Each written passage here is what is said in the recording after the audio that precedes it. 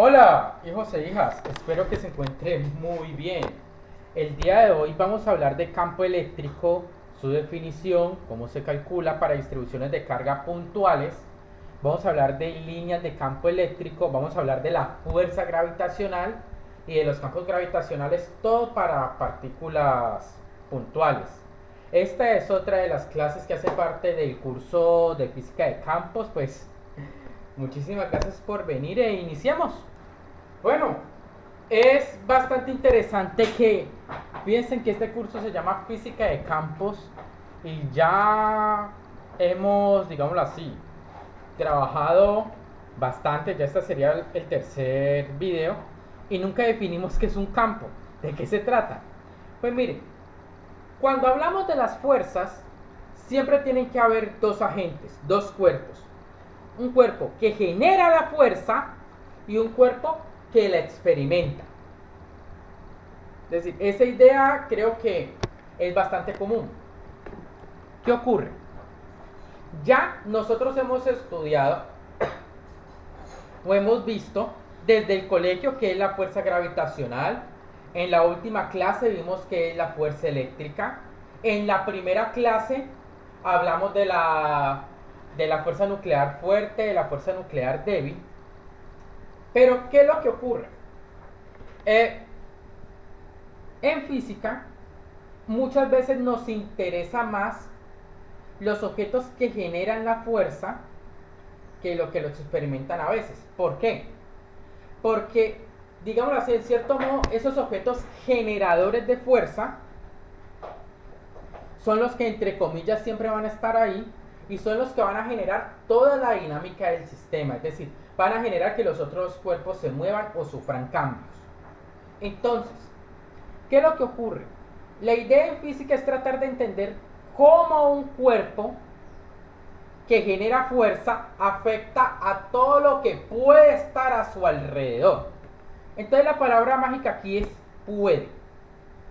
Entonces, ¿qué es lo que ocurre? ¿Qué es el campo? ¿Qué es el campo?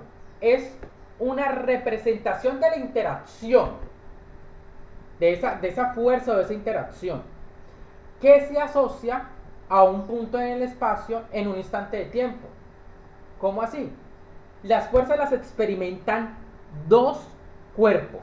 El cuerpo que genera la fuerza y el cuerpo que la experimenta. Si yo quito el cuerpo que la experimenta, ¿qué me queda? Pues nada, el vacío, técnicamente hablando. Pero es que más que el vacío, si yo quito ese cuerpo, ¿cierto?, que experimentaba fuerza, lo que queda ahí es un punto en un instante de tiempo. Entonces a ese punto, en ese instante de tiempo, se le asocia algo llamado campo. Es decir, que lo que estamos haciendo con este nuevo concepto es, entre comillas, eliminar el cuerpo experimentador de fuerza. De tal manera que tratamos de entender cómo es que un objeto afecta lo que está a su alrededor. Entonces, los campos están asociados naturalmente a fuerzas.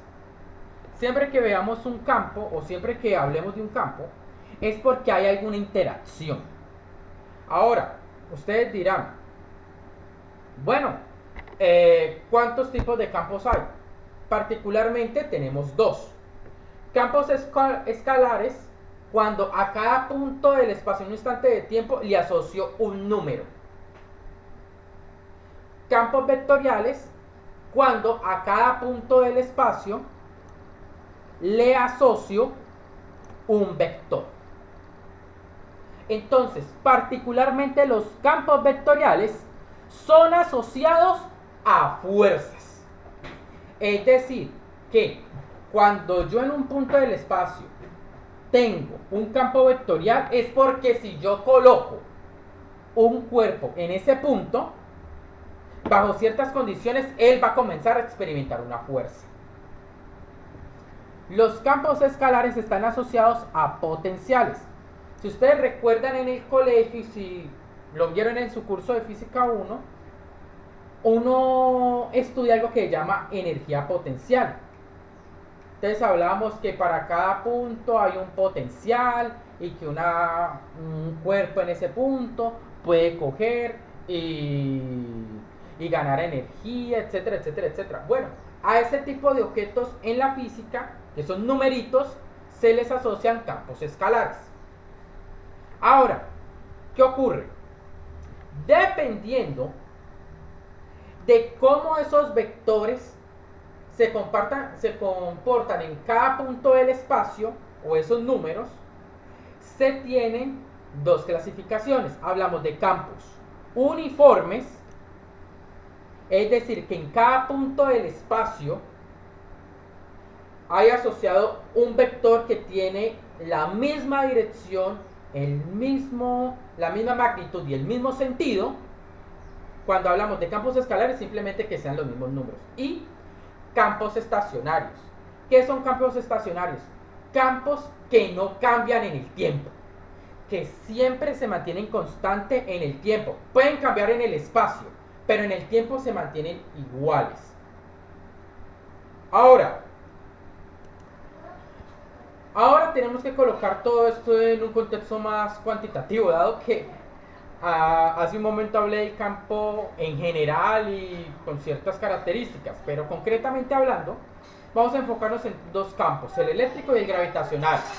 ¿Qué es el campo eléctrico? Miren, ya sabemos que dos cuerpos experimentan fuerza eléctrica. Un cuerpo que es el generador de la fuerza y otro cuerpo que la experimenta. ¿Estamos de acuerdo? Entonces, en el contexto de la electricidad, el cuerpo que genera la fuerza debe ser una carga y se le conoce como carga fuente. La carga fuente por lo general se denota con Q mayúscula o en algunos casos simplemente con Q. La carga que experimenta la fuerza va a llamarse carga de prueba y se denotará siempre con Q sub 0. ¿Qué es lo que ocurre? El campo eléctrico, recuerden, bueno, y en general el campo es un vector que se asocia a un punto del espacio y nada debería tener que ver con la carga de prueba. Entonces yo quiero que reflexionen sobre esta definición que tenemos de campo eléctrico. Campo eléctrico es fuerza eléctrica sobre carga de prueba, sobre el valor de la carga de prueba. Ustedes dirán, pues, miren, este concepto todavía depende de la carga de prueba y depende de fuerza. Parece ser todo lo contrario a lo que nos dijo anteriormente. Pero es que quiero que se den cuenta de que la fuerza eléctrica precisamente es proporcional a la carga de prueba. En el caso de la ley de Coulomb y cargas puntuales, ojo, aquí estoy hablando de cargas puntuales. Cuando tenemos sistemas de cargas o cargas continuas, ya esta fórmula no vale. ¿El punto cuál es? Que si pensamos en la carga puntual, la fuerza eléctrica vale K sub E, Q sub 0 sobre R cuadrado por R gorro. ¿Qué es lo que ocurre? Si ustedes me dividen esta fórmula, me la reemplazan acá y me dividen por Q sub 0, se cancela la carga de prueba. De tal manera de que el campo eléctrico, dése en cuenta que es K sub E, Q sobre R cuadrado por R gorro, donde el campo eléctrico de una carga puntual, que genera una carga puntual, depende exclusivamente de la carga fuente y depende de la distancia a la cual esté la carga fuente del punto donde yo voy a calcular el campo. Entonces esta definición cobra un poco más de sentido cuando por lo menos lo vemos en el caso de una carga puntual. Nos damos cuenta de que el campo solo depende de la carga fuente y depende de la distancia a la cual esté el punto. Entonces a cada punto del espacio le asociaré un campo eléctrico. Ustedes dirán, listo,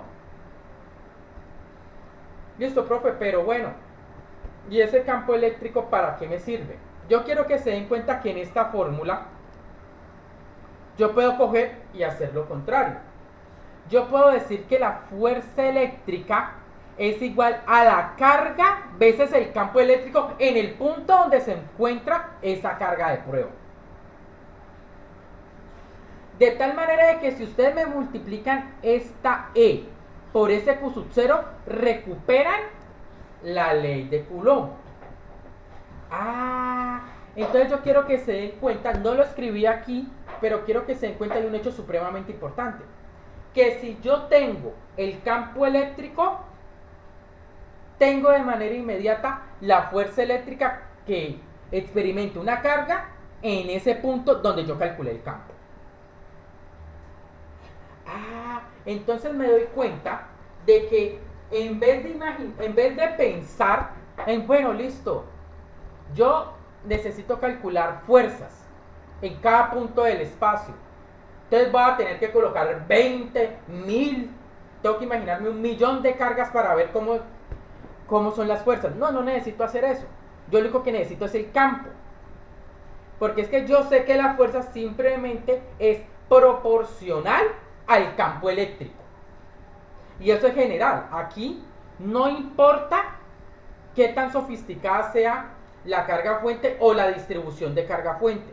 Siempre al final, si yo en una región del espacio coloco una carga de prueba, Q0, esa carga va a experimentar una fuerza que es Q sub 0 por E.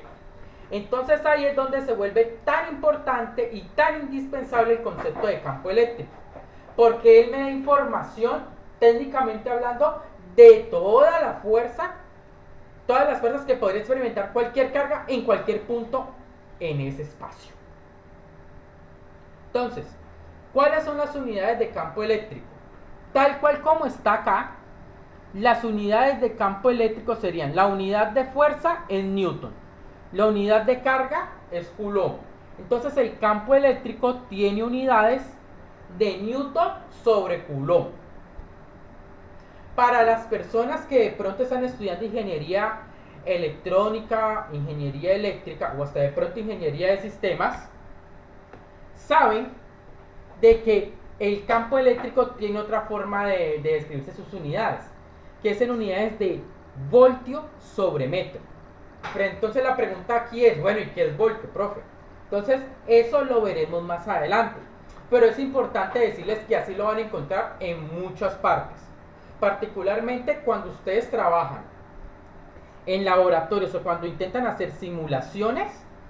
Por lo general el campo eléctrico lo ponen en unidad de voltio sobre metro. Entonces, una de las formas más visuales de representar el campo eléctrico es a través de las líneas de campo. ¿Qué son las líneas de campo? Son precisamente líneas imaginarias que siempre salen de las cargas positivas y siempre entran a las cargas negativas. Palabras a más, palabras a menos, las líneas de campo representan más o menos la trayectoria que seguiría la carga de prueba si lo colocáramos en un punto de ese campo eléctrico. ¿Qué propiedades tienen esas líneas? Las líneas, como ya había dicho anteriormente, parten de la carga positiva y apuntan a la carga negativa cuando tenemos presencias de dos cargas. A mayor densidad de líneas de campo eléctrico, mayor es la intensidad del campo eléctrico. Eso lo podemos traducir de una manera bastante esquemática y simple. Cuanto mayor sea la carga generadora, mayor van a ser las líneas de campo eléctrico. Y eso es muy importante. Cuando vemos dos dibujos, un esquema donde hay una carga positiva y una carga negativa, y la misma cantidad de líneas salen y entran entre ellas dos, y hay la misma densidad, es porque definitivamente la carga positiva y negativa tienen igual valor absoluto. Por último, y más importante, las líneas de campo nunca se cruzan. De cruzarse implicaría que existen dos campos eléctricos en un mismo punto del espacio, y eso no existe. Para cada punto del espacio existe uno y solo uno de esos campos. En un punto no pueden haber dos campos eléctricos. Ahora, esto que estoy diciendo no tiene mucho sentido hasta que no veamos un gráfico. Y aquí lo tenemos precisamente. Miren, una carga puntual positiva tiene un campo de tal manera que las líneas de campo siempre salen de la carga positiva. Siempre salen. Si yo coloco una carga en esta dirección en reposo, lo que ella va a comenzar a hacer es irse hacia adelante. Eso es lo que va a hacer. Esa es la idea de la línea de campo. Si yo tengo dos cargas positivas, yo tengo una carga acá, se iría por acá. Yo tengo una carga acá, se iría por acá. Yo tengo una carga por aquí y ella intenta alejarla, pero esta también, por eso iría hacia arriba. Entonces yo quiero que se den cuenta que estas líneas de campo son bastante esquemáticas. Aquí tengo una situación semejante, miren. Aquí hay una carga positiva, pero una carga negativa. De tal manera que ustedes se dan cuenta que las líneas positivas entran a las negativas. Aquí tenemos otro esquema semejante entre carga positiva y negativa. Entonces, las líneas de campo simplemente son una medida de orientación. De tal manera de que cuantas más líneas de campo tengo, más mayor o más intenso debe ser el campo. Traducido, la carga generadora es más grande. Si la carga es positiva, las líneas de campo salen. Si la carga es negativa, las líneas de campo entran. Y este esquemita representa la interacción entre cargas positivas y negativas y sus líneas de campo. Ahora, todo lo que hemos visto es bastante cualitativo con respecto al campo eléctrico. Ahora vamos a hacer un ejemplo. Miren, las cargas Q1 y Q2 se ubican en el eje X tal cual como está en la figura. Y si este punto es el origen, de aquí a aquí hay una distancia A y de aquí a aquí hay una distancia B. La pregunta es: A, encuentren las componentes del campo eléctrico neto en el punto P. Miren el punto P acá, que está sobre el eje Y. Este obviamente es el eje Y. A mí aquí el esquema le dice bien clarito. Evalúa el campo eléctrico en el punto P en el caso especial en que Q1 es igual a Q2, pero en valor absoluto. Es decir, la una sigue siendo positiva y la otra negativa, pero el valor absoluto es el mismo. Y A es igual a B. Este ejercicio es un poquito diferente a los demás, porque en este piensen que no estoy utilizando números. Aquí lo vamos a hacer todo algebraico, y creo que eso también va a ser bastante valioso para ustedes. Hay algo muy importante, que eso se llama principio de superposición. Cuando yo tengo varias cargas puntuales, el campo eléctrico en un solo punto es simplemente la suma vectorial de cada uno de los campos generados por esas cargas puntuales. De tal manera que el campo neto E es la suma vectorial del campo E1 y el campo E2. Aquí particularmente me están preguntando solamente por la componente Y. Lo que significa que lo único que yo tengo que hacer en este caso es sacarle la componente Y a este vector, sacarle la componente Y a este vector y sumarlas para obtener la componente Y total. Ahora, fíjense que sin necesidad de hacer ningún cálculo, yo puedo inferir de que el campo eléctrico E2 tiene esta dirección. ¿Por qué? Porque esta carga es negativa. Recuerden, campos eléctricos generados por cargas negativas son de atracción. Miren, sin necesidad de hacer ningún otro cálculo, tengo que este campo generado por la carga positiva es hacia afuera. ¿Por qué? Porque el campo eléctrico de las cargas positivas siempre aleja. Entonces, como todo es cuestión de sumar vectores, tengo que conocer bien la dirección del vector E1 y E2. Particularmente en este dibujo yo he marcado aquí este ángulo de aquí a acá como teta. Por ángulos alternos internos, si este es teta, este también es teta. Yo este ángulo lo marqué como phi. Si ustedes se dan cuenta, este ángulo y este ángulo son iguales por ser ángulos correspondientes. De tal manera que si tengo definido los ángulos, si tengo definido el esquema, tengo que calcular la magnitud de los vectores.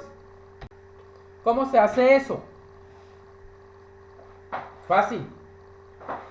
Entonces, el módulo del campo eléctrico generado por la carga 1 es K sub E módulo de Q1 sobre R1 al cuadrado. R1 es la distancia de aquí a acá. Ahora, la distancia de aquí, de la carga Q1 al punto P, es fácil. Porque la distancia de aquí a aquí es Y y la distancia de aquí a aquí es A. Entonces utilizo teorema de Pitágoras. La distancia es la raíz de los catetos al cuadrado. Como lo leo al cuadrado, pues se cancela la raíz. Entonces listo, tengo la magnitud de E1. La magnitud de E2. Fácil. Mirenla acá. Hago lo mismo. La magnitud del campo eléctrico es K sub E módulo de Q2 o valor absoluto de Q2 sobre R2 al cuadrado. Pero es que R2 es esto. Pero es que ¿qué es R2? La hipotenusa de este triángulo que estoy marcando acá. Lo que significa que el R2 es la raíz de Y al cuadrado más B al cuadrado. Pero como lo tengo que elevar al cuadrado, se cancela la raíz y me queda esto. De tal manera que el campo eléctrico generado por la carga 1 es magnitud coseno de phi, estoy descomponiendo, coseno componente X, seno componente Y, seno de phi. Ahora, aquí para la componente 2 tengo que prestar mucha atención. Porque ¿qué es lo que tengo? K sub E módulo, valor absoluto de Q2, B cuadrado sobre Y cuadrado, lo que calcular por coseno de teta. Miren, porque aquí tengo que descomponer. Aquí hago la descomposición. Menos porque fíjense que este ángulo teta va hacia abajo. K sub E valor absoluto de Q2 sobre B cuadrado más Y cuadrado, seno de teta. Entonces tengo de esta manera que la suma de estos dos vectores me tiene que dar el campo eléctrico neto. Entonces, para eso yo simplemente voy a sumar componentes X y componentes Y. De tal manera que la componente X del campo neto vale esto y la componente Y del campo neto vale esto de acá, que es particularmente lo que me preguntaban en el enunciado A. En el B, la situación cambiaba un poco. ¿Por qué la situación cambiaba un poco, chicos? Porque me están diciendo que Q1 y Q2 tienen el mismo valor absoluto, es decir, son igualitas. Y fuera de eso, las distancias A son iguales. De tal manera que la componente X, si yo reemplazo B por A y cambio Q1 y Q2 por Q, me queda de esta manera. Yo veo que esta componente son iguales. Es decir, que se suman. Y obtengo este resultado. Cuando hablo de la componente Y, si yo reemplazo B con A y reemplazo aquí Q1 y Q2 por Q, que era lo que tenía en el enunciado anterior, se cancela de tal manera que tenemos aquí un 0. Ahora, ustedes dirán, profe, pero es que yo no estoy entendiendo mucho porque en el enunciado me dan el valor de A, me dan el valor de B, pero es que ese teta, usted lo marcó en el enunciado. ¿Cuánto vale teta? Teta se calcula de manera fácil, chicos, porque es que coseno de teta, si ustedes se dan cuenta en este dibujo, ¿cierto? Es cateto adyacente sobre hipotenusa, pero es que esta hipotenusa lo tenemos porque esto vale Y. Entonces, coseno de teta vale A sobre A al cuadrado más Y al cuadrado elevado a un medio. De tal manera que la componente X no me la están pidiendo, pero la puedo calcular fácil.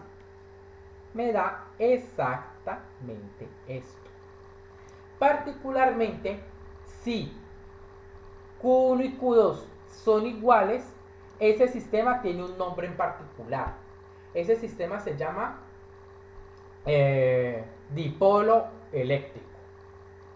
Cuando yo tengo dos cargas de igual valor absoluto pero signo opuesto y tienen una distancia entre ellas constante, se llama dipolo eléctrico. Entonces, particularmente un dipolo eléctrico, tal cual como lo marco en ese sistema de referencia, no tiene componente Y, lo único que tiene es componente X. Entonces, este ejemplo es bastante algebraico pero si recordamos un poquito de trigonometría, recordamos un poco de geometría, pues no nos tiene por qué dar tanto problema. Finalmente, y no menos importante, vamos a hablar de la fuerza gravitacional. Después de lo que vimos de fuerza eléctrica, la fuerza gravitacional no tiene que ser un problema para nosotros. De una forma u otra, se supone que esto lo tuvieron que haber visto en el colegio, bueno, si fueron muy afortunados, o lo vieron en su curso de física mecánica o física 1, sea cual sea el nombre que tiene en su universidad. El punto es que la fuerza gravitacional es muy parecida a la fuerza eléctrica, en términos que depende del cuadrado de la distancia, del inverso del cuadrado de la distancia. Hay una constante. En la fuerza gravitacional era caso E. Aquí es que se llama constante de gravitación universal. Y la fuerza gravitacional depende es de la masa inercial, que es la misma masa gravitacional. Y en la fuerza eléctrica nosotros veamos que eso depende de las cargas. Entonces esto es algo bien interesante, porque la fuerza gravitacional es muy parecida, pero hay una diferencia radical, y el valor de la constante G. Si ustedes recuerdan, el valor de la constante K sub E es 8.9 por 10 a la 9 aproximadamente. El valor de G es muy pequeño. El valor de G es 6.673 por 10 a la menos 11 newton metro cuadrado sobre kilogramo cuadrado. Entonces esto es un hecho supremamente interesante, porque la fuerza gravitacional, y eso es algo importantísimo, es débil comparada con la fuerza eléctrica. Y eso es algo que ustedes van a verificar en algunos ejercicios que van a tener que hacer, o ustedes, si no están viendo este curso conmigo, lo pueden hacer en sus casas. Comparen la fuerza gravitacional que experimentan dos masas que tienen dos masas iguales. Vamos a suponer que las masas son iguales y que son iguales a 0.1 kilogramos. O un gramo, pongámosle un gramo. Pongámosle un gramo. O no, seamos más específicos, un miligramo, bien pequeñita. Pongámosle un miligramo.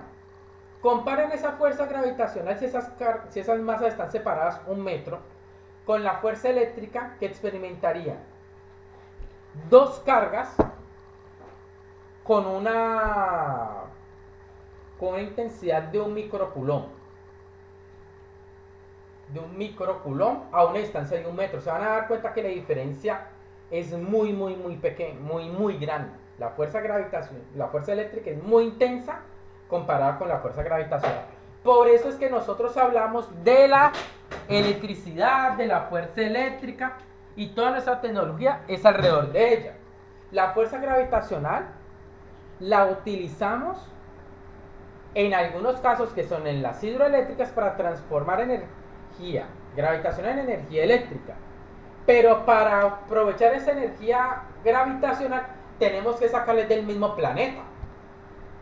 Es decir, yo no puedo coger y sacar mucha energía gravitacional de dos cuerpos de más de 1 kilogramo que se están atrayendo. No hacemos mucho. Para que entendamos todo esto, vamos a hacer un ejercicio. Miren, aquí está lo que les estoy diciendo. 3 bolas de billar de 0,3 kilogramos se colocan sobre una mesa en las esquinas de un triángulo rectángulo, tal cual como está en este dibujo. Los lados del triángulo tienen longitud de 0,4 y 0,3 metros. Aquí tenemos 0,4 y aquí 0,3. C, por obvias razones, vale 0,5. La pregunta es: calcula el vector de fuerza gravitacional sobre la bola blanca, designada como M1. Aquí está M1, la fuerza gravitacional, que es M1. ¿Qué resulta de las otras dos? Es decir, este ejerce una fuerza sobre esta y este ejerce una fuerza sobre esta. Entonces, aquí hay algo importante, y es que la fuerza gravitacional siempre es una fuerza de atracción. Siempre la fuerza va a atraer. Aquí tenemos el esquema de cómo se resuelve. Entonces, aquí siempre va a atraer, ustedes se dan cuenta. Aquí, ¿qué es lo que hacemos?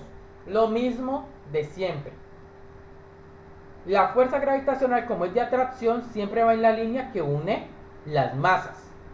Aquí tenemos Gm2m1 sobre R21 al cuadrado, J.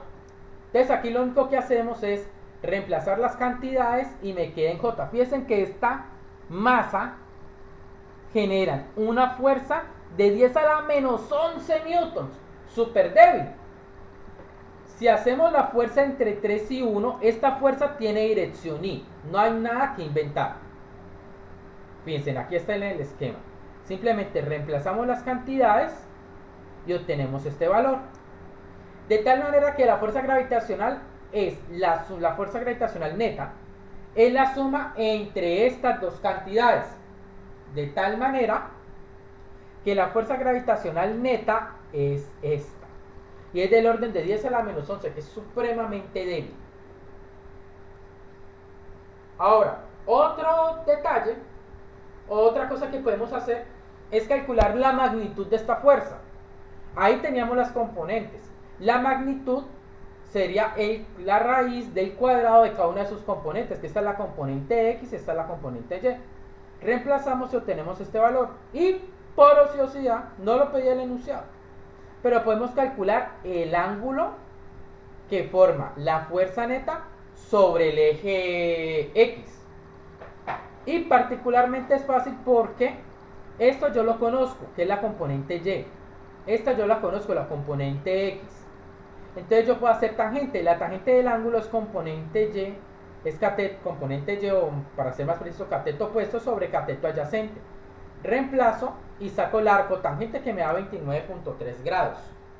Entonces se dan cuenta que aquí juega mucho la trigonometría y juega mucho la descomposición de vectores.